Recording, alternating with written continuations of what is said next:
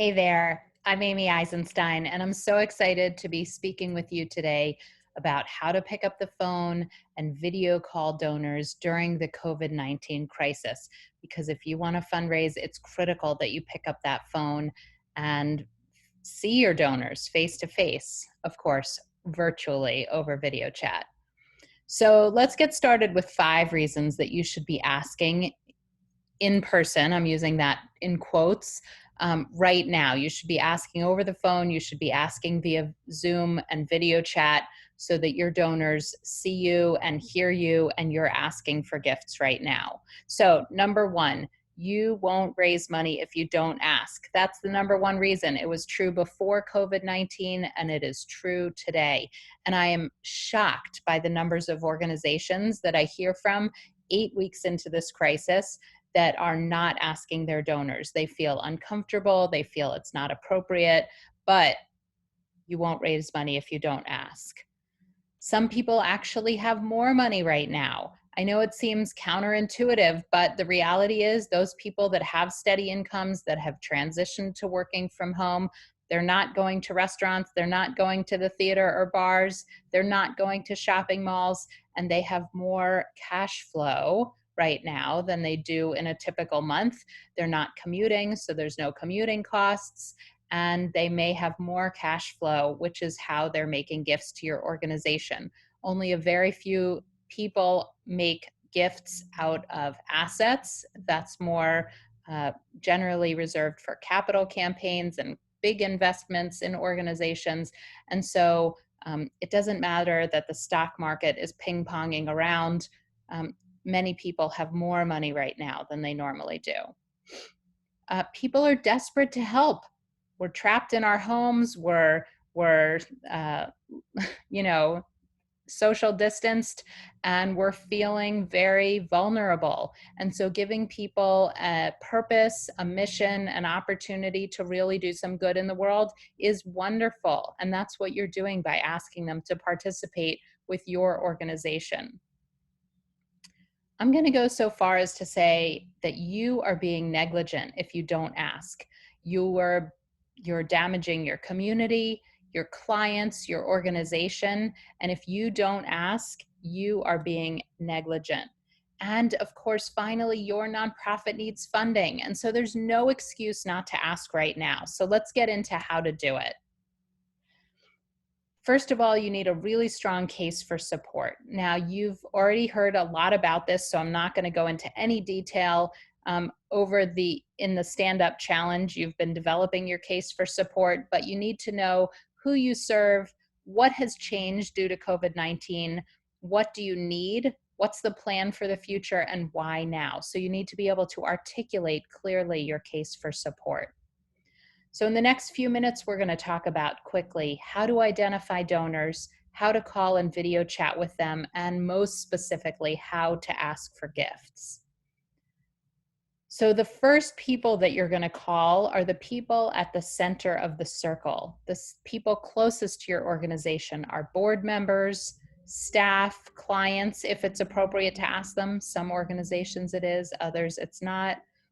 Your current donors, your largest and your most loyal donors, and then on out to regular donors and volunteers. And of course, the farthest out in the circle is community members. But start with those middle few circles to identify who you're going to pick up the phone and call. And those are your donors, your volunteers, your board members, your clients, if that's appropriate to ask them for gifts. And when you think about getting ready to call, think about calling the people that you have relationships with first. Those are probably the people you're going to be able to ask for the biggest gifts. So your active volunteers, your board members, your biggest donors. And then, of course, to people that you don't know, people who give regularly to your annual fund, but you don't have a relationship with. So for those you know well, you may want to think about setting up a video call. So send an email requesting a time. Let them know that you'd like to connect with them. Ask how they video chat. So if they use Zoom, you can use Zoom. If they don't know how to use Zoom, you don't want to worry about teaching them. Maybe they FaceTime with their kids and their grandkids. So you can use that kind of technology, adapt to what they know how to use. Schedule the meeting, prepare visuals and slides. So one big advantage of using a video chat application is that you can often show videos or slides or pictures, and they can add to a discussion.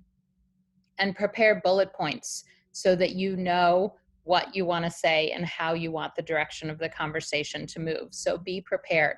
Now, it's not going to be a presentation like I'm doing now. It's going to be a discussion and a dialogue, but you'll use visuals and your bullet points here and there to spur the conversation. Okay, so a video ask agenda. Check in and catch up. First things first, how are they doing during this crisis? Have they been able to transition to work from home? What's going on? Do they know anybody who's sick? Ask questions and listen carefully. So a big part of fundraising is building relationships, and you can't do that if you're just talking at them. You want to ask thoughtful questions and listen carefully to their answers. That will help guide your ask and help direct you to know if an ask is appropriate.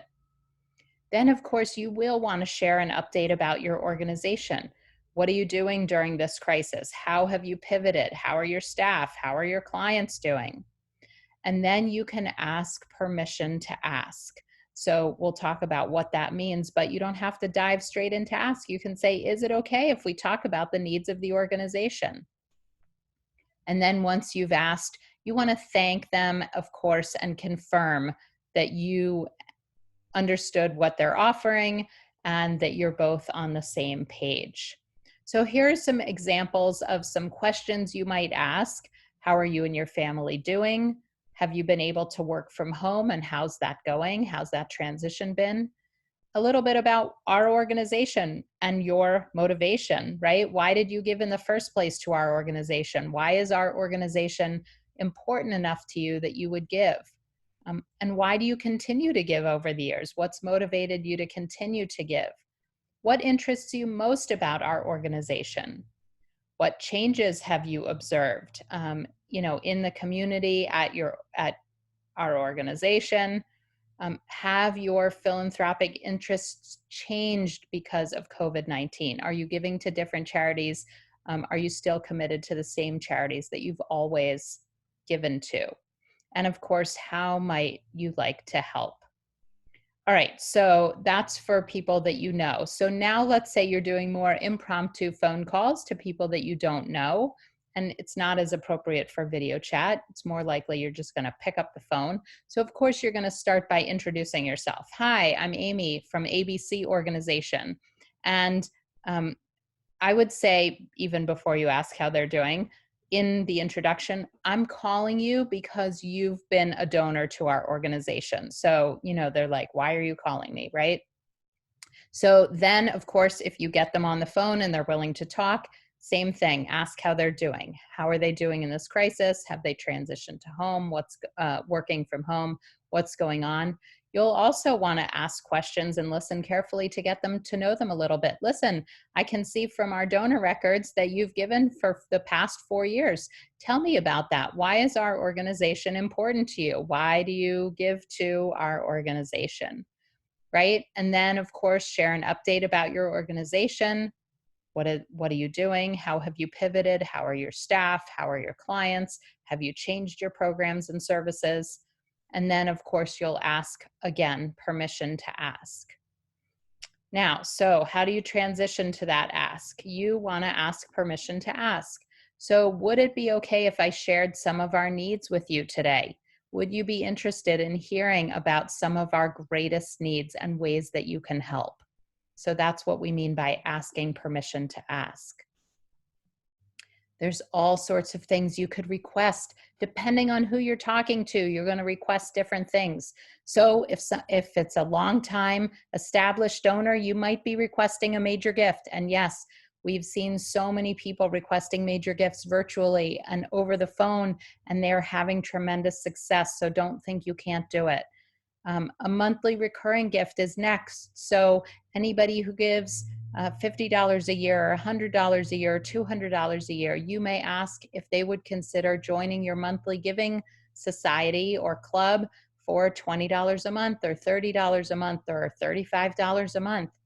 And that usually gets them to give significantly more. So if you have a donor who's been giving $100 a year that you're calling, and you ask them to consider a gift of $20 a month, that would more than double their gift. If they're not interested in a monthly gift, then of course you can say, okay, we would love you to consider a gift of any amount. What would feel comfortable or good at this time? So a one-time gift. It might be appropriate to ask for in-kind items, but this is always very low on my list. You know, it's true you may need canned food or diapers at your organization, but cash is king, and you always want to ask for that first. And then finally, you can ask for referrals to others. So do they know anybody who they think would like to know more about your organization, or who might be interested in helping your cause?